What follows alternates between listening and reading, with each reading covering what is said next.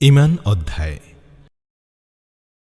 ইবনে ওমর রাদিয়াল্লাহু তাআলা আনহু থেকে বর্ণিত, তিনি বলেন, রাসূলুল্লাহ সাল্লাল্লাহু আলাইহি সাল্লাম ইরশাদ করেন, ইসলামের ভিত্তি ৫টি। ১. আল্লাহ ছাড়া ইলাহ নেই এবং নিশ্চয় মুহাম্মদ সাল্লাল্লাহু আলাইহি সাল্লাম আল্লাহর রাসূল এ কথার সাক্ষ্য দান। ২. সালাত কায়েম করা। ৩. যাকাত দেয়া। ৪. হজ করা এবং ৫. রমাদানের সিয়াম পালন করা। সহিহ বুখারী হাদিস নম্বর ৭। আবু হুরায়রা রাদিয়াল্লাহু তাআলা আনহু থেকে বর্ণিত, নবী করিম সাল্লাল্লাহু আলাইহি সাল্লাম ইরশাদ করেন, ঈমানের শাখা রয়েছে ৬০-এর কিছু বেশি, আর লজ্জা ঈমানের একটি শাখা।